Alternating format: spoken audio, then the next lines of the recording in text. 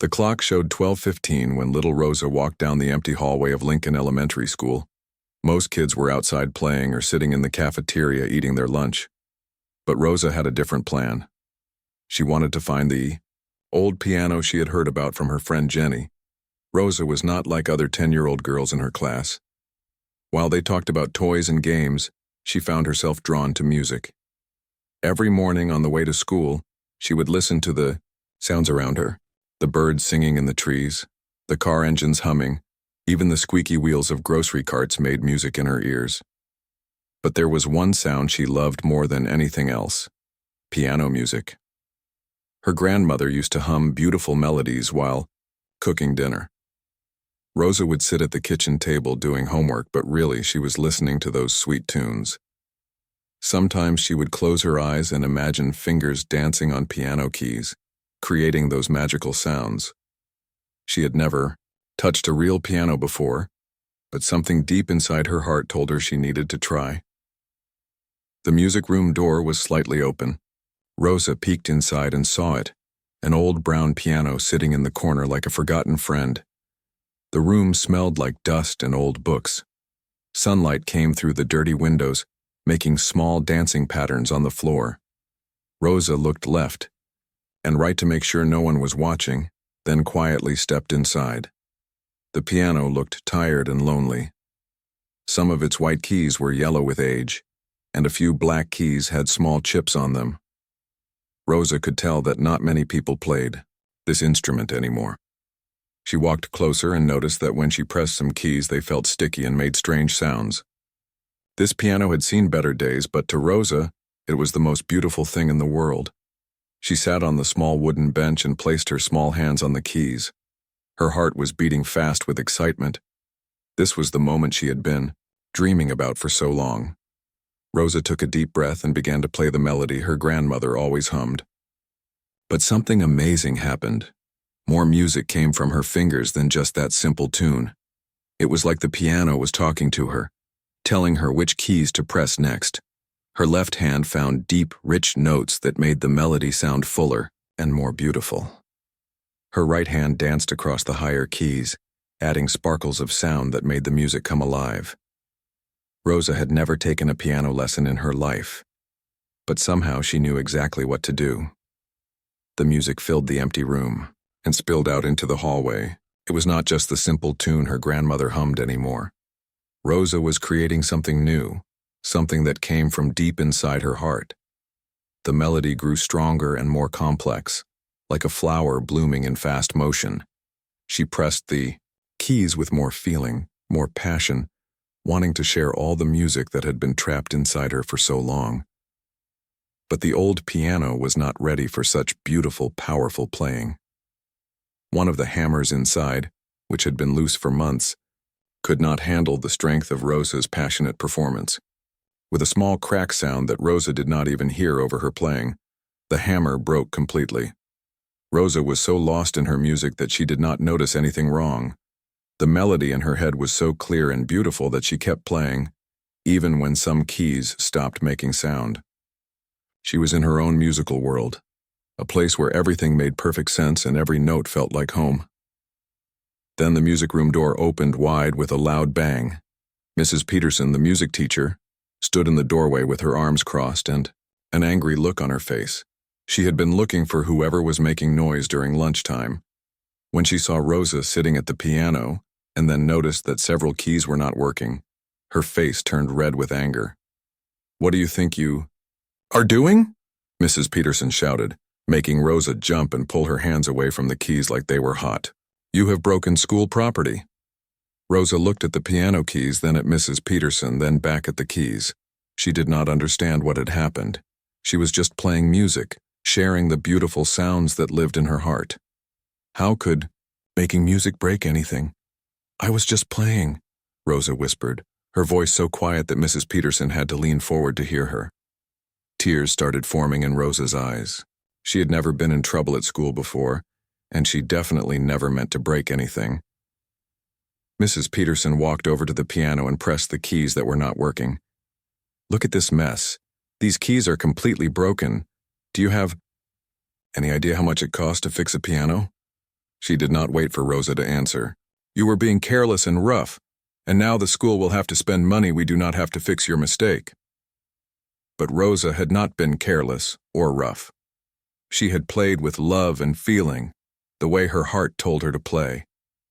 She tried to explain this to Mrs. Peterson, but the teacher was too angry to listen. More tears started rolling down Rosa's cheeks as she tried to find the right words. "My grandmother's song," Rosa said softly. "I was playing my grandmother's song." And then more music came. "I did not mean to break anything, the music just wanted to come out." Mrs. Peterson did not understand what Rosa meant about music wanting to come out. All she saw was a broken piano and a little girl who would not take responsibility for her actions.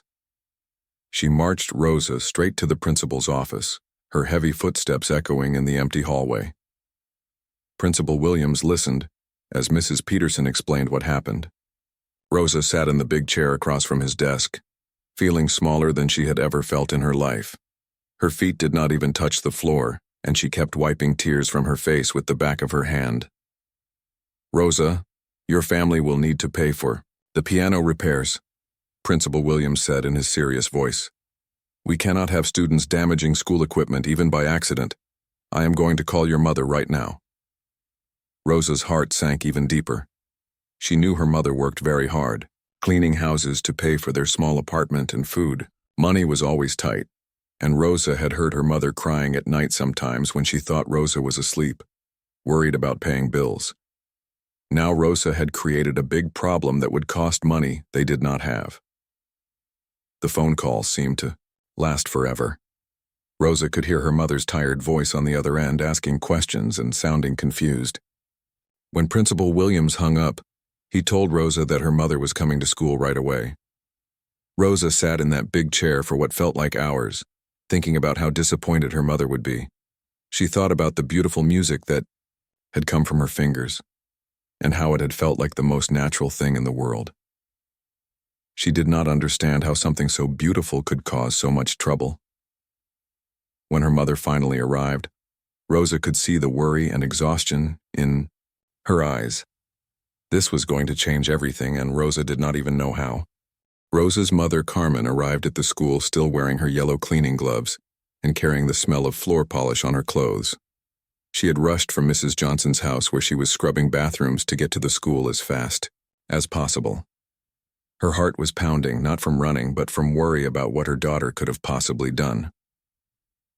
Carmen worked 3 jobs just to keep food on their table and pay rent for their tiny apartment. In the morning, she cleaned office buildings before most people even woke up. In the afternoon, she cleaned houses for wealthy families. At night, she worked at a laundromat folding clothes until her back ached. Every dollar mattered in their small world. When Principal Williams explained about the broken piano and the repair costs, Carmen felt her stomach drop like a stone. $250 might as well have been $2,000. She looked at Rosa sitting in that big chair, tears still wet on her cheeks, and tried to stay calm. "Rosa, tell me exactly what happened," Carmen said in Spanish, their language of home and comfort. She wanted to understand everything before making any decisions. Rosa's voice was shaky as she explained about the beautiful music, about her grandmother's song, and how the piano seemed to sing with her. She tried to describe the feeling of her fingers knowing exactly where to go, but the words felt too small for such a big experience. Carmen listened carefully. She had never seen Rosa get into trouble before. Her daughter was quiet, respectful, and spent most of her free time drawing pictures or humming quietly while doing homework.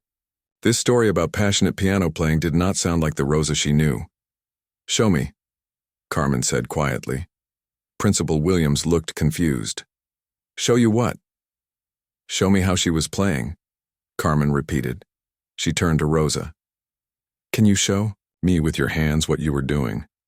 Rosa wiped her eyes and slowly lifted her hands. Without thinking, she began moving her fingers in the air, recreating the exact movements she had made on the piano keys. Her left hand moved in steady, strong patterns while her right hand danced with quick, delicate touches. Even without sound, Carmen could see there was something special happening. But then, something incredible occurred. Rosa began to hum the melody she had been playing, and her hands moved perfectly in time with the music. The tune was complex and beautiful, nothing like the simple songs Carmen remembered from her own childhood. This was real music, grown-up music coming from her 10-year-old daughter. Carmen's mouth opened slightly in surprise. She had heard Rosa humming around the house before, but she had always been too busy with work and worries to really listen. Now, watching her daughter's fingers dance through an invisible song, she realized she had been missing something very important. "Where did you learn this song?" Carmen asked. "I did not learn it," Rosa said, still moving her hands. "It just came out. Grandma's song was there, but then more music wanted to come too. Like the piano was telling me what to play next." Principal Williams and Mrs. Peterson exchanged looks. They thought Rosa was making up stories to avoid getting in trouble. But Carmen was seeing something they could not see. She was seeing her daughter's soul speaking through her fingertips. "We need to go home," Carmen said firmly. She turned to Principal Williams. "I will find a way to pay for the piano, but I need time." The drive home was quiet, except for Rosa's soft humming in the back seat. Carmen's mind was racing with questions and a strange feeling she could not name. When they got to their apartment building, Carmen had an idea. Their neighbor Mr. Chen lived in the apartment next to theirs. He was an old man from China who had lived in America for many years. Carmen often heard classical music playing from his apartment, and she knew he had been some kind of music teacher before he retired. Maybe he could help her understand what she had witnessed at school. "Rosa, go to your room and do your homework," Carmen said. "I need to talk to someone." Carmen knocked on Mr. Chen's door, still wearing her cleaning clothes and feeling embarrassed about bothering him. When he opened the door, she could hear soft piano music playing from a small radio in his kitchen. "Mrs. Lopez, is everything okay?" Mr. Chen asked in his gentle voice. He had always been kind to Carmen and Rosa, sometimes bringing them homemade soup when Rosa was sick. "Mr. Chen, I need to ask you something strange," Carmen began. She told him about what happened at school, about Rosa's hands moving like she was playing invisible music, and about the beautiful humming that seemed too advanced for a child. Mr. Chen listened with growing interest. "Has Rosa ever taken music lessons?" he asked. "Never. We cannot afford lessons. She has never even touched a piano before today." "Would you mind if I listened to her?" Mr. Chen asked. "Sometimes children have natural gifts that surprise everyone." Carmen went to get Rosa, who was nervous about meeting their neighbor. But Mr. Chen had a warm smile and spoke to her like she was important, not like she was just a kid who had gotten in trouble. "Rosa, your mother tells me you love music," Mr. Chen said. "Would you sing the song you were playing today?" Rosa looked at her mother, who nodded encouragingly. Then she began to hum the same complex melody from the school piano. As she hummed, her hands automatically began moving, conducting an invisible orchestra. Mr. Chen's eyes grew wide. After Rosa finished, he was quiet for a long moment. Then he walked to a small keyboard in the corner of his living room, one that Carmen had never noticed before. "Rosa, can you try playing your song on this?" he asked. Rosa approached the keyboard, like it was made of gold.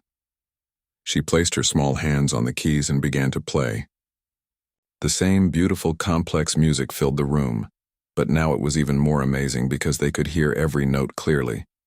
Mr. Chen sat down heavily in his chair, his face showing complete amazement. He had taught music for 40 years, and he had never heard anything like this from an untrained child. Rosa was not just playing notes. She was creating music with feeling, with understanding, with a natural sense of rhythm and harmony that took most students years to develop. "Carmen," Mr. Chen said quietly, his voice full of wonder, "your daughter has an extraordinary gift. This is not normal talent. This is something very, very special." Carmen felt tears coming to her eyes, but these were different tears than the worried ones from earlier. These were tears of realization, of pride, of sudden understanding that her quiet little girl had been carrying something magical inside her all along. "What do we do?" Carmen asked. She thought about the broken piano, the money they did not have, and the long days of work ahead of her. We help her grow this gift, Mr. Chen said simply. But first, we need to let her play more music. Rosa, do you know any other songs? Rosa smiled for the first time since the morning. She placed her hands on the keyboard again and began to play a different melody, one that seemed to come from somewhere deep in her memory. Then another song, and another. Each one was more beautiful than the last. Carmen realized that everything had changed in one single day. Her daughter was not just Rosa anymore. She was Rosa the musician, Rosa the gifted child, Rosa who had a future that Carmen had never imagined possible. But first, they still had to figure out how to pay for that broken piano. The next morning, Carmen woke up before her alarm clock as usual. But instead of rushing to get ready for work, she sat on the edge of her bed thinking about everything that had happened. Rosa's beautiful music kept playing in her mind, like a movie she could not stop watching. She had barely slept, not because of worry this time, but because of excitement mixed with fear. How could she help Rosa develop this amazing gift when they could barely afford groceries? The broken piano bill was still hanging over their heads, like a dark cloud. Carmen had counted and recounted the money in her old coffee can 3 times the night before. Even if she skipped buying new shoes for Rosa this month and ate rice and beans for 2 weeks straight, they were still $50 short. Rosa came to the kitchen for breakfast, moving quietly like she always did. But Carmen noticed something different about her daughter. There was a small light in her eyes that had not been there before, like someone had lit a tiny candle inside her heart. "Mama," Rosa said softly while eating her cereal, "Mr. Chen said he would teach me music theory." "What is music theory?" Carmen smiled despite her worries. "I do not know, mija, but if Mr. Chen wants to teach you, it must be something good." After Rosa left for school, Carmen went to her first cleaning job with a heavy heart.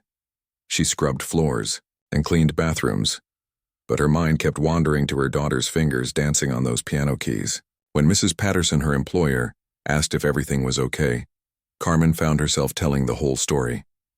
Mrs. Patterson listened with growing interest.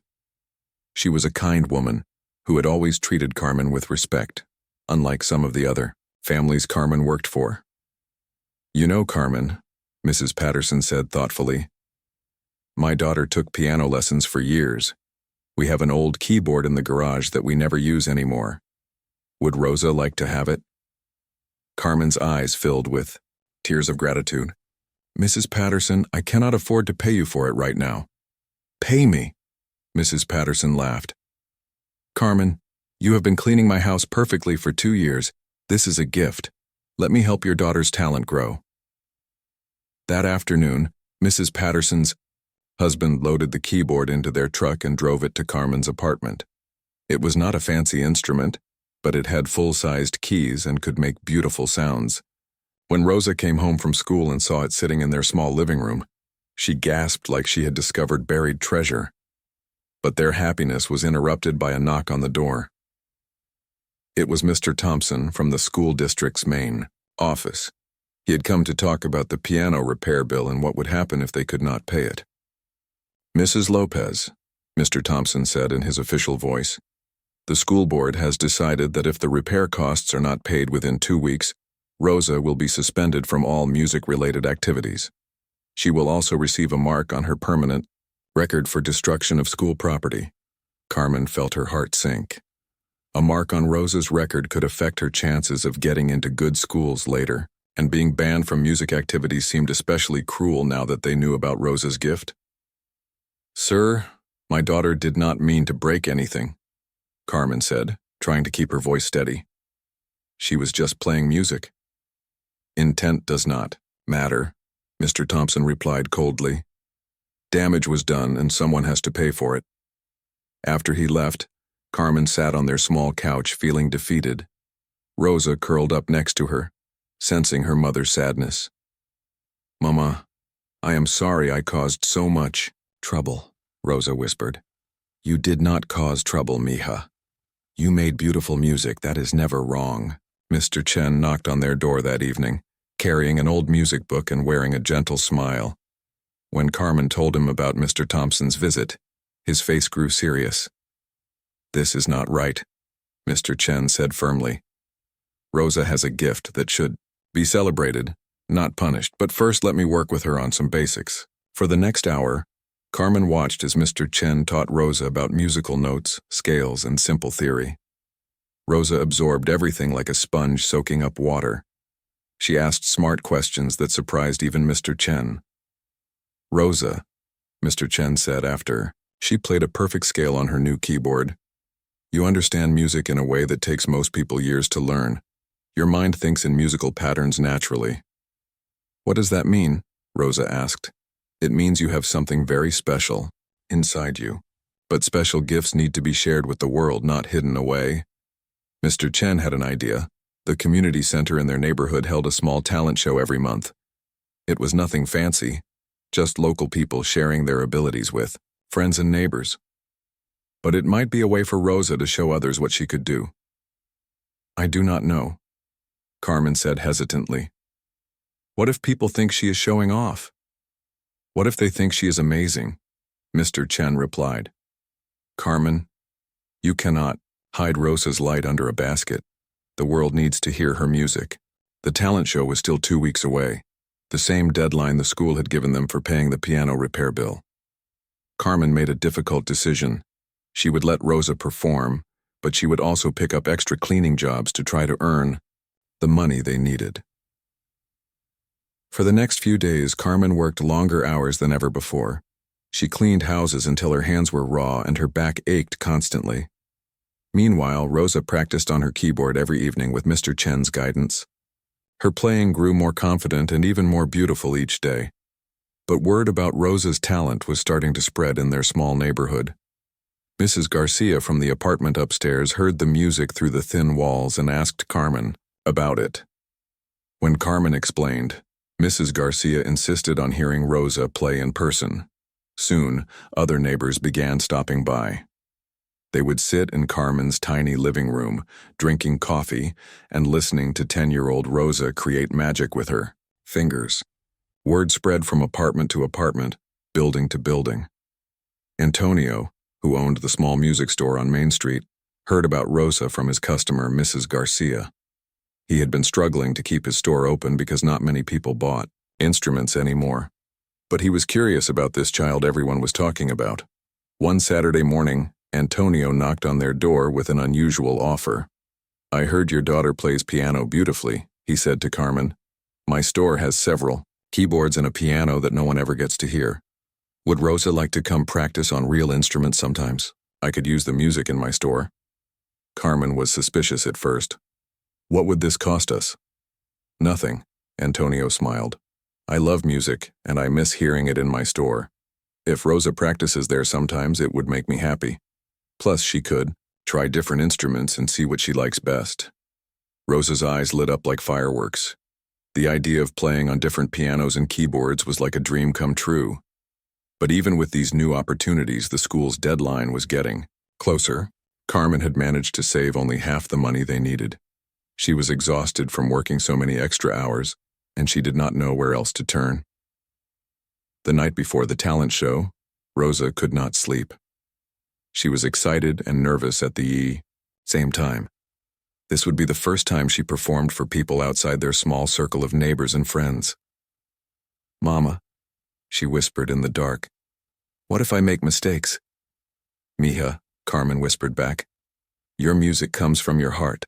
Hearts do not make mistakes when they are sharing love." Neither of them knew that tomorrow night would change their lives forever. The day of the talent show arrived gray and cloudy, matching Carmen's worried mood. She had spent the morning at her cleaning job, but her mind was completely focused on Rosa's performance that evening. They still needed $100 to pay the school, and tomorrow was the deadline. Carmen had even considered asking her boss for an advance on her pay, but she was too proud to admit their desperate situation. Rosa spent the afternoon at Antonio's music store, practicing on his best piano.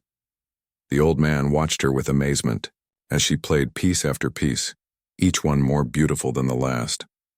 Other customers stopped their shopping just to listen to the music flowing from this small girl's fingers. "Rosa," Antonio said after she finished a particularly moving melody, Tonight you will show everyone how special you are. Do not be nervous. Just let your heart speak through the music like you always do." But Rosa was nervous. She had never performed for strangers before, only for family and neighbors who already loved her. What if the people at the talent show did not understand her music? What if they thought she was just a silly little girl pretending to be important? Dr. Williams, a customer who had been listening while shopping for guitar strings, approached them with curiosity in his eyes. He was a music professor at the local college and had been completely captivated by Rosa's playing. "Excuse me," Dr. Williams said to Antonio, "but who is this remarkable young pianist? I have been listening for the past 20 minutes and I am absolutely amazed by her natural ability." Antonio proudly introduced Rosa and told Dr. Williams about her story. The broken piano at school, her family's struggle to pay for repairs, and tonight's talent show performance. Dr. Williams shook his head in disbelief. This child should be encouraged and supported, not punished for having extraordinary talent. Would it be all right if I attended the talent show tonight? I would very much like to hear more of her music. Rosa blushed, but nodded shyly. Having a real music professor want to hear her play made her feel both excited and terrified at the same time.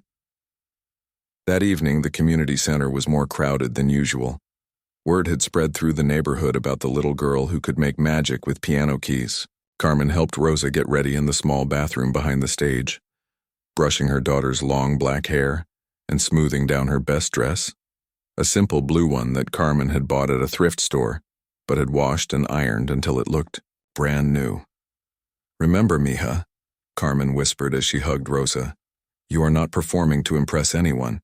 You are sharing your gift because it brings joy to people. That is what your grandmother would want." The talent show began with the usual mix of community performers.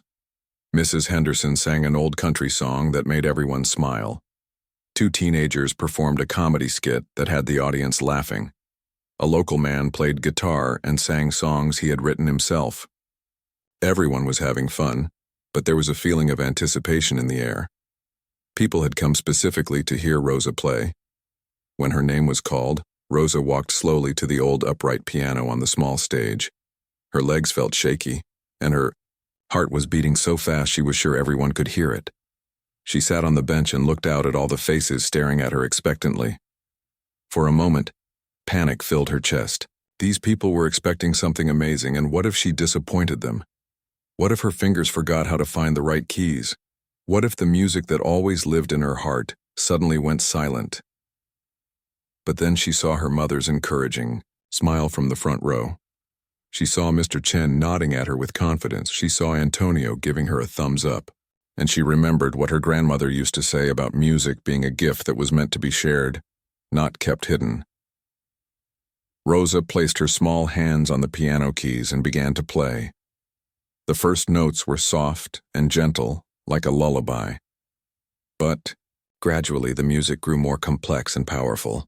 Rosa played the melody her grandmother used to hum, but then she added her own musical ideas to it. Her left hand created rich, deep harmonies, while her right hand danced across the higher keys with delicate beauty. The community center fell completely silent except for the sound of Rosa's music. People stopped whispering to each other. Children stopped fidgeting in their seats. Even the babies seemed to listen quietly to the extraordinary sounds coming from this little girl. But Rosa was not thinking about the audience anymore. She was lost in her music, traveling to that special place where melodies lived and harmonies were born. She played with such feeling and passion that tears began forming in the eyes of many listeners. Dr. Williams sat in the back row, his mouth slightly open in amazement. He had heard professional pianists who could not play with this level of natural musicality and emotional depth. This child was not just talented, she was gifted beyond anything he had ever witnessed. When Rosa finished her first piece, the silence continued for several seconds. Then the applause began. Not polite clapping, but the kind of enthusiastic appreciation that comes from people who have just experienced something truly special. "More! More!" someone shouted from the audience, and soon other voices joined in. Rosa looked at her mother, who was wiping tears from her eyes and nodding encouragingly. So Rosa played another piece, This one even more complex and beautiful than the first. Then another and another. Each song seemed to come from a different part of her soul, telling different stories through the language of music. Dr. Williams quietly took out his phone and began recording Rosa's performance. He had never done this at a community talent show before, but he knew he was witnessing something extraordinary that needed to be preserved. After Rosa played her final piece, a joyful, celebratory melody that had everyone in the audience feeling uplifted, the applause went on for several minutes. People stood up from their seats, some wiping tears from their eyes, others shaking their heads in wonder. "That was the most beautiful music I have ever heard," said Mrs. Patterson, Carmen's employer, who had come to support Rosa. "I have chills all over my arms," whispered Jenny's mother to her friend. Dr. Williams approached Carmen after the show, his eyes bright with excitement. "Mrs. Lopez, your daughter has an extraordinary gift that should be shared with the world. With your permission, I would like to post the video I recorded tonight on social media. I think people need to hear Rosa's story and her incredible music." Carmen hesitated. She was a private person who did not like attention, but she thought about Rosa's talent being hidden while they struggled with school bills and financial problems. "Will it help people understand that she did not mean to break that piano?" Carmen asked. "I think it will help people understand much more than that," Dr. Williams replied with a knowing smile. That night, as Rosa slept peacefully for the first time in weeks, Dr. Williams uploaded the video to his social media accounts. He wrote a simple caption: 10-year-old Rosa was accused of breaking her school piano. After hearing her play tonight, I think you will understand that this child's musical gift should be celebrated, not punished. Neither Carmen nor Rosa knew that by morning their lives would be completely different. The video was already beginning to spread across the internet, carrying Rosa's beautiful music and incredible story to people around the world. Carmen woke up to the sound of her phone buzzing non-stop on the kitchen table. She stumbled out of bed, confused and worried. It was only 6 in the morning, and her phone never rang this early unless something was wrong. Rosa was still sleeping, peacefully in their small bedroom, exhausted from her amazing performance the night before. When Carmen picked up her phone, she could not believe what she saw. Dozens of missed calls, hundreds of text messages, and notifications from apps she did not even know she had. Her hands shook as she tried to understand what was happening. The first call was from her sister in Texas, crying with excitement.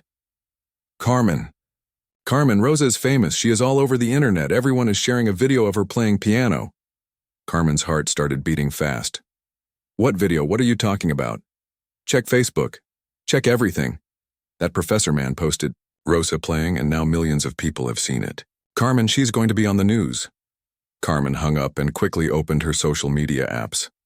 What she saw made her sit down hard on her old kitchen chair. The video of Rosa playing at the talent show had been shared thousands and thousands of times. People from all over the world were commenting, saying things like, "This child is a miracle," and "I have never heard anything so beautiful," and "Someone needs to help this little girl develop her gift." But it was not just the music people were talking about. Dr. Williams had included Rosa's story in his post about the broken piano, the school demanding money, and Rosa being punished for having an extraordinary talent. People were outraged that such a gifted child was being treated unfairly. Rosa came to the kitchen, rubbing her sleepy eyes. "Mama, why is your phone making so much noise?" Before Carmen could answer, there was a loud knock on their apartment door. Carmen opened it to find a woman with a big camera and a man holding a microphone. "Mrs. Lopez? I am Patricia Rodriguez from Channel 7 News. We would like to talk to you and Rosa about her incredible musical talent. Can we come in?" Carmen felt overwhelmed and scared. She had never dealt with reporters before, and she did not know if talking to them was a good idea. "I need to think about this," Carmen said politely but firmly. "Can you come back later?" More reporters arrived throughout the morning. Carmen kept the curtains closed and tried to keep Rosa calm, but they could hear people talking outside their apartment building. The phone kept ringing with calls from news stations, radio shows, and people claiming to be from record companies. Mr. Chen knocked gently on their door around noon, carrying a bag of groceries and wearing a big smile. "Carmen, Rosa, the whole world has discovered what we already knew," he said warmly. "But I thought you might need some help understanding what is happening." Mr. Chen sat with them and helped Carmen read through some of the messages on her phone. Music teachers from famous schools were offering Rosa free lessons. Piano companies wanted to give her instruments. Musicians were inviting her to perform with them. But most importantly, people from all over the world were offering to help pay for the broken school piano. "Look at this," Mr. Chen said, showing them a special fundraising page that someone had created. "People have already donated more than enough money to fix that piano. In fact, they have donated enough to buy several new pianos for your school." Rosa's eyes grew wide with wonder. "People I do not even know want to help me?" "Rosa, your music touched their hearts," Mr. Chen explained. "When people hear something beautiful, they want to protect it and help it grow." Carmen was still worried about all the attention. She was a private person who liked their quiet life, even if it was difficult sometimes. But she also knew that this could be Rosa's chance to develop her gift in ways they had never imagined possible. Dr. Williams called them personally that afternoon. "Mrs. Lopez, I hope you are not upset about the video. I truly believe the world needed to hear Rosa's story and her music." "I am not upset," Carmen said honestly. "I am just scared. I do not know how to handle all this attention." "I understand," Dr. Williams replied. "But I want you to know that several very reputable music schools have contacted me. They want to offer Rosa full scholarships, not just for piano lessons, but for a complete music education. These are opportunities that could change her life, forever." That evening, Antonio from the music store came to visit with surprising news. "Carmen, I have had reporters in my store all day asking about Rosa, but more importantly, the Wilson Music Academy called me. They want to meet Rosa and discuss giving her a full scholarship to their prestigious program." Carmen had heard of the Wilson Academy. It was where rich families sent their children to get the best music education money could buy. She had never dreamed that Rosa could attend such a place. "What would this mean?" Carmen asked. "It would mean Rosa could study with the best teachers in the state," Antonio explained. "She would have access to beautiful instruments, music theory classes, and the chance to perform with other gifted young musicians. And it would not cost you anything." But the most wonderful surprise came the next day. Principal Williams from Rosa's school called with a completely different tone than before. "Mrs. Lopez, I want to apologize for how we handled the piano situation," he said, sounding embarrassed. "We have received so many calls from people wanting to donate money for new instruments that we can completely renovate our music program. We would also like to invite Rosa to be our school's first student ambassador for the arts." Carmen could hardly believe what she was hearing. "What does that mean?" "It means Rosa would have special privileges to use our music room whenever she wants, and we would like her to perform at school events to inspire other students. We also want to formally apologize for accusing her of damaging school property." Rosa listened to all these conversations with wide eyes and a growing smile, but the thing that made her happiest was not the fame or the opportunities. It was seeing her mother finally relaxed and hopeful, instead of worried and tired all the time. 6 months later, Rosa was thriving at the Wilson Academy. She studied piano with Master Chen's cousin, an internationally famous pianist who was amazed by Rosa's natural ability. Carmen had been able to quit 2 of her 3 jobs because several music lovers had set up a fund to help support Rosa's education and their family's needs. But Rosa never forgot where she came from or the lessons she learned from that broken piano. Every weekend, she returned to Antonio's music store to give free piano lessons to children from their neighborhood who could not afford formal instruction. "Music should be for everyone," Rosa would tell her young students. "It does not matter if you are rich or poor, if you have a fancy piano or just a broken one. What matters is the music that lives in your heart." The old piano that started it all was eventually fixed and placed in the main hallway of Rosa's elementary school. A small plaque next to it read, "Sometimes what looks like an ending is really a beginning. Sometimes what sounds like noise is really music waiting to be heard." Rosa's story became famous around the world, not just because of her incredible talent, but because it reminded people that gifts can be found in the most unexpected places. Her grandmother's simple melody had grown into a symphony that touched millions of hearts, proving that beautiful music, like hope itself, can never really be broken.